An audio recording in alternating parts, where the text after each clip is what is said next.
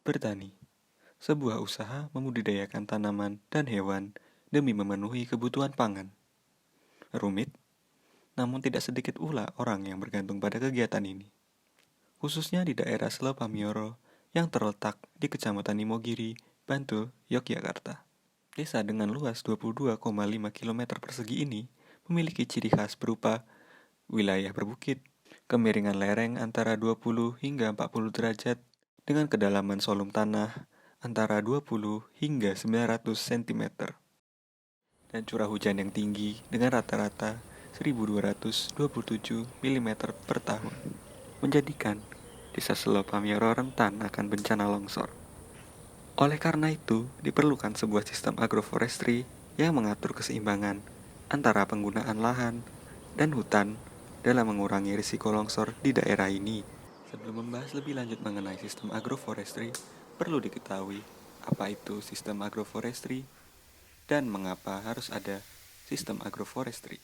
Sistem agroforestry merupakan praktik manajemen lahan dengan menggabungkan pepohonan hutan, tanaman pertanian, dan atau hewan ternak dalam satu lahan yang sama.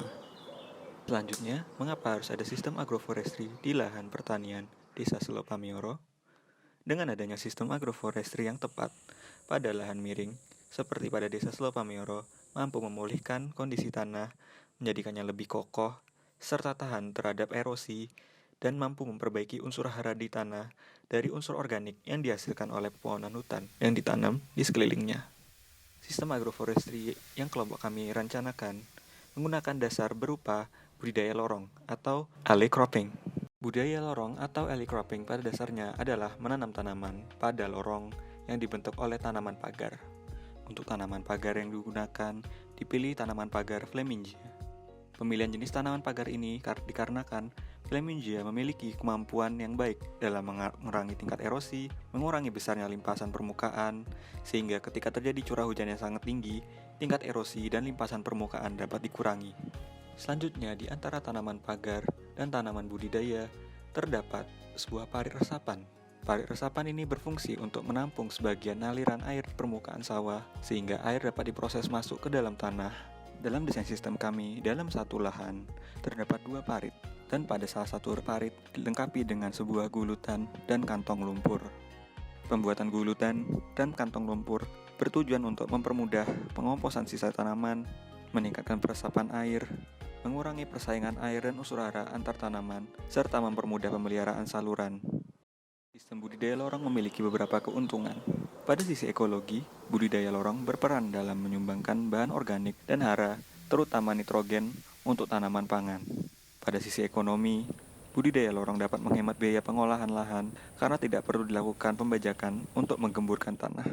Pada sisi sosial, sistem budidaya lorong berperan dalam meningkatkan ketahanan pangan. Kelemahan dari desain sistem budidaya lorong adalah dengan adanya pemberian tanaman pagar, dikhawatirkan menurunkan intensitas sinar matahari. Terhalangnya cahaya matahari oleh tanaman pagar juga berdampak pada produktivitas tanaman pangan. Solusi yang dapat dilakukan untuk mengatasi hal tersebut dengan melakukan pemangkasan tanaman pagar secara rutin. Sisa pemangkasan tanaman pagar dapat dikembalikan sebagai mulsa dan disebarkan di antara barisan tanaman pangan.